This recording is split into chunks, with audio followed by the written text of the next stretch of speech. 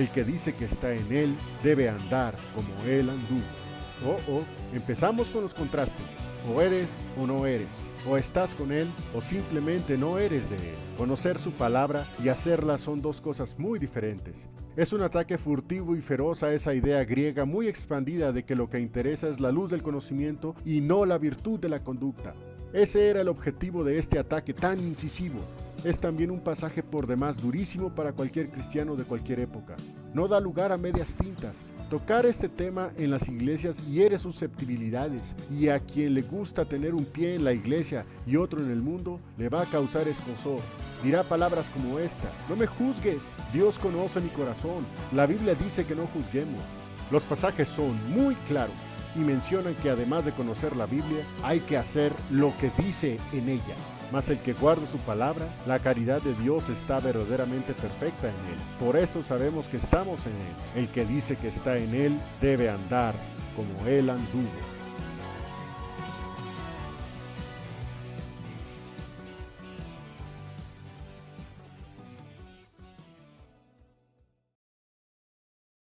Estamos estudiando la primera carta del apóstol Juan. Echemos un vistazo nuevamente a la cima de esta montaña que estamos escalando y veamos ese versículo que bien puede resumir el objetivo principal de esta epístola. Primera carta del apóstol Juan, capítulo 5, versículo 20. Empero sabemos que el Hijo de Dios es venido, y nos ha dado entendimiento para conocer al que es verdadero. Y estamos en el verdadero, en su Hijo Jesucristo. Este es el verdadero Dios y la vida eterna. Este versículo no solo es la cima de la montaña que estamos escalando, es una especie de brújula que nos da a los cristianos respuesta a las siguientes preguntas. ¿Por qué vino el Hijo de Dios? ¿Qué significa ser cristianos? ¿Por qué dice estamos en el verdadero? De una vez por todas hay que decirlo, somos cristianos porque el Hijo de Dios vino a este mundo y rescató nuestras vidas de una condenación segura en el infierno. Si recordamos, la primera parte de nuestro estudio terminó con este versículo, y Él es la propiciación por nuestros pecados, y no solamente por los nuestros, sino también por los de todo el mundo. Primera de Juan, capítulo 2, versículo 2. Cuando Caín ofreció el fruto de la tierra, la Biblia dice que Dios no miró propicia su ofrenda. Pudo haber invertido todo su esfuerzo, sus recursos, su tiempo y todo lo que te puedas imaginar para darle un buen fruto. No veo ninguna razón para que Caín le haya dado las obras. Caín ofreció lo mejor de sí, lo mejor de la tierra, pero aún así Dios no lo aceptó, pues no era como él deseaba.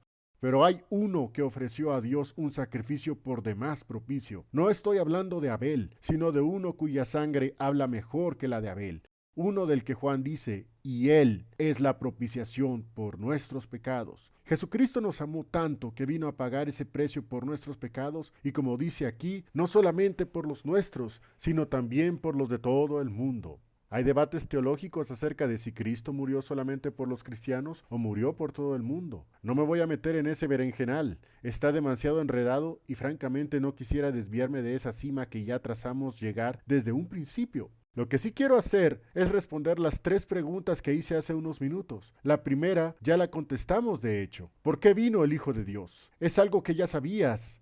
Y es algo que Juan lo recalca a aquellos cristianos, pues recuerda, ellos estaban aceptando esas filosofías alocadas de que Cristo no vino a pagar nuestros pecados. Ellos estaban saboreando esas ideas de que el hombre no peca y que independientemente de lo que hiciera su espíritu, siempre serán buenos. Juan da un martillazo contundente diciendo, el pecado sí existe y Cristo existe también. Cristo es tan real que realmente murió en esa cruz, realmente murió por los pecadores, realmente estuvo 3 días en ese sepulcro y realmente resucitó. Es un hecho indudable, más de 500 testigos lo confirmaron. No hay en el mundo más evidencias que la de su resurrección, y si eso no fuera suficiente, nosotros, su pueblo, somos la prueba indudable que Cristo vino a pagar el pecado del mundo.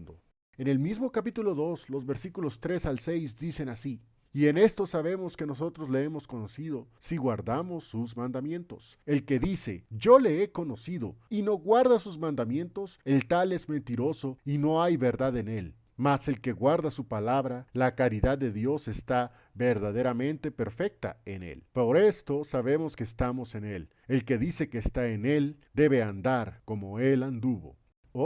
Empezamos con los contrastes. O eres o no eres. O estás con Él o simplemente no eres de Él. Conocer su palabra y hacerla son dos cosas muy diferentes. Es un ataque furtivo y feroz a esa idea griega muy expandida de que lo que interesa es la luz del conocimiento y no la virtud de la conducta. Ese era el objetivo de este ataque tan incisivo. Es también un pasaje por demás durísimo para cualquier cristiano de cualquier época. No da lugar a medias tintas. Tocar este tema en las iglesias hiere susceptibilidades, y a quien le gusta tener un pie en la iglesia y otro en el mundo, le va a causar escozor. Dirá palabras como esta: no me juzgues, Dios conoce mi corazón, la Biblia dice que no juzguemos.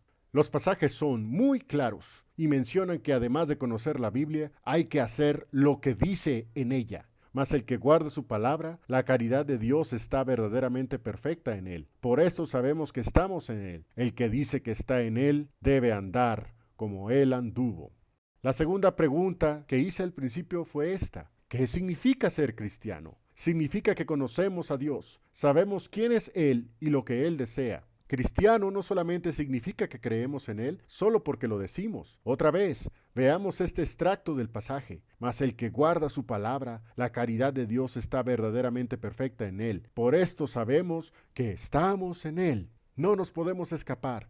Nos persigue persistentemente como un león hambriento lo hace con un antílope. Es como esa tela de una sola hechura que le quitaron a Jesús cuando lo estaban crucificando. Los soldados no la pudieron partir y tuvieron que echar suertes para ver quién se la quedaba. Así es el cristianismo. Una cosa viene con la otra. Ser cristiano demanda evidencia y debe ser contundente. Dios demanda que si somos de Cristo debemos andar como Él anduvo. ¡Qué palabras! Miren los que dicen los versículos 15 al 17. No améis al mundo, ni las cosas que están en el mundo. Si alguno ama al mundo, el amor del Padre no está en él, porque todo lo que hay en el mundo, la concupiscencia de la carne, y la concupiscencia de los ojos, y la soberbia de la vida, no es del Padre, mas es del mundo. Y el mundo se pasa, y su concupiscencia, mas el que hace la voluntad de Dios, permanece para siempre. Estar en luz y aborrecer a nuestro hermano, como dicen los versículos 9 al 11, es una contradicción que da evidencia en realidad que quien lo muestra no es cristiano. Otra vez habla Juan de que nuestros pecados son perdonados en el nombre de Jesucristo, como dice el versículo 12. Le habla a los padres y a los jóvenes de dos maneras diferentes, diciendo que ya han conocido a Cristo y que han vencido al maligno. Sin embargo, todo eso es un preámbulo para el versículo que toqué. Ese versículo es en esencia la evidencia que Dios quiere ver en nosotros los cristianos. Dios nos amó y lo menos que se espera de nosotros es que le amemos a Él. Llega un momento en nuestras vidas que debemos dejar los devaneos por un lado y dar ese paso de confianza. Juan les estaba diciendo a aquellos cristianos titubeantes, oidores de falsos maestros, seducidos por sus vanas sutilezas: si alguno ama al mundo, el amor del Padre no está en él. Es triste ver cristianos que se alejan del seno divino porque encuentran en el mundo mejores satisfacciones que las de Cristo. ¿Qué? ¿Hay algo mejor en el mundo que valga la pena más que mi Cristo? Moisés prefirió el vituperio de Cristo que las comodidades temporales de pecado. No le importaron los lujos del imperio más poderoso de la tierra. Despreció ser llamado hijo de la hija de Faraón porque simplemente miró la remuneración con Cristo. Burlados, vejados, torturados, menospreciados, robados y aún expulsados de sus tierras. Eso y mucho más han padecido quienes decidieron amar a Cristo. Todos ellos dejaron de amar al mundo porque retumbaban en sus oídos estos pasajes. Porque todo lo que hay en el mundo, la concupiscencia de la carne y la concupiscencia de los ojos y la soberbia de la vida, no es del Padre, mas es del mundo. Y el mundo se pasa y su concupiscencia, mas el que hace la voluntad de Dios permanece para siempre. Esa bendita palabra es ahora más que suficiente en nosotros para amarle como Él se merece. Vean pues que todo este tema no es para nada inmaterial ni espiritualizado, tal como lo querían hacer ver los griegos de esa época. Es tan real, tan auténtico y tan presente que no podemos darle la vuelta. Esa tercera pregunta que hice al principio: ¿por qué dice que estamos en el verdadero? Estamos en el verdadero no precisamente por lo que decimos ser, sino por lo que hacemos siendo cristianos. Las filosofías que se quedan solamente en palabras no tienen nada que aportar a la vida. Es tan triste ser testigo de gente que dice tener a Dios en su noticia y tener expresiones como esta: tus palabras tienen poder.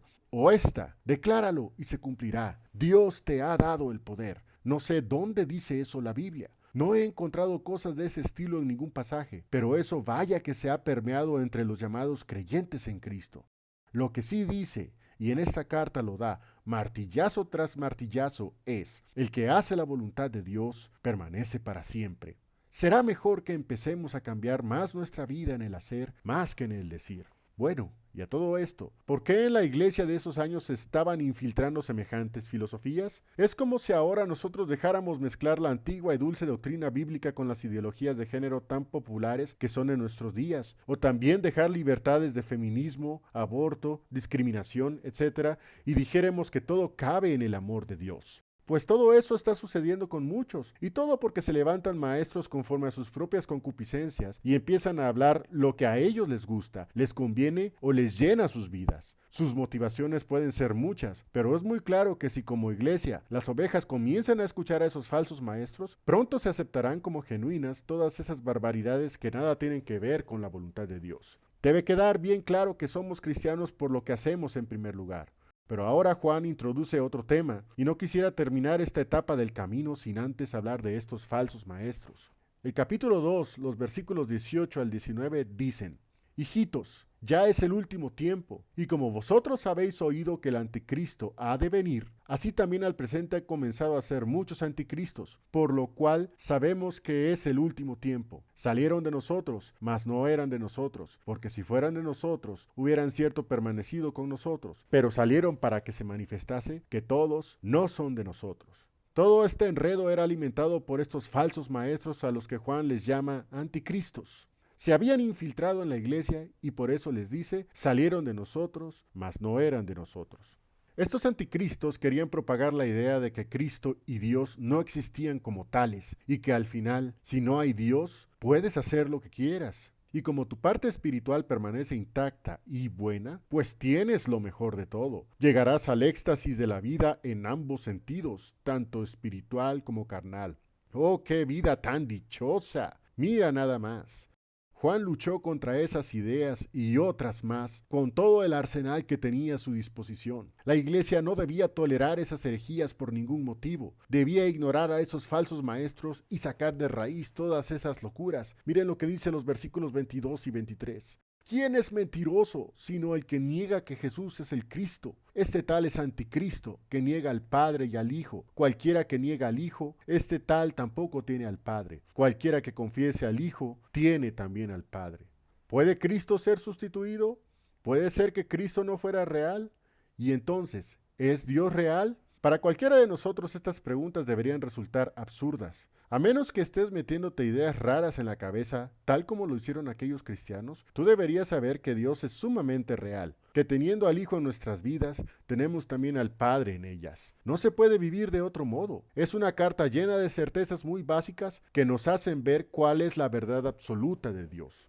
Una vez leí que la mejor policía del mundo para identificar los billetes falsos es la de Scotland Yard en Inglaterra. Su método es, en su principio básico, fácil de entender. Ellos no pierden el tiempo estudiando los billetes falsos. Son muchos, de muy diversas características, y cada día salen nuevos modelos que harían esta tarea simplemente imposible. No se hace eso. Lo que hacen es agarrar los billetes verdaderos y los estudian de todo a todo. Se enfocan y memorizan los más mínimos detalles de esos que sí son verdaderos, de tal manera que cuando les llega a sus manos uno que es falso, de inmediato lo identifican, pues no tiene las características del verdadero. Asimismo es la doctrina bíblica. Debemos conocerla toda y bien para que cuando llegue uno de esos charlatanes, logremos identificar su veneno y despacharlo de inmediato. Por eso, cuando escucho que hay debates de si aceptar o no a los LGBT, o si debemos o no celebrar la Navidad, si cómo se debe usar una ropa de tal o cual manera, si esto, si lo otro,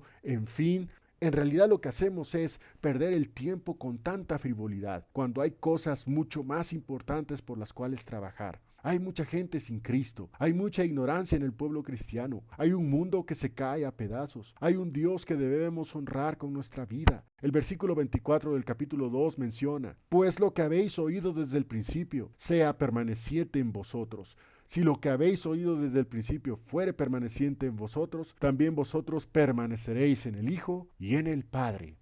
Es en pocas palabras una actitud de perseverancia en el cristianismo. Perseveramos porque estamos en Cristo. No buscamos perseverar para mantenernos en Cristo. Cristo nos mantiene con Él y por eso perseveramos. Es muy diferente. Y esa perseverancia se manifiesta con una seguridad de que somos salvos. Y esa salvación muestra evidencia, acciones que muestran fielmente que estamos en el verdadero. Dios quiera que veas tu cristianismo de una manera más profunda y práctica. Recuerda, ser cristiano no es por lo que decimos, sino por lo que hacemos. Dios siempre te bendiga. Amén.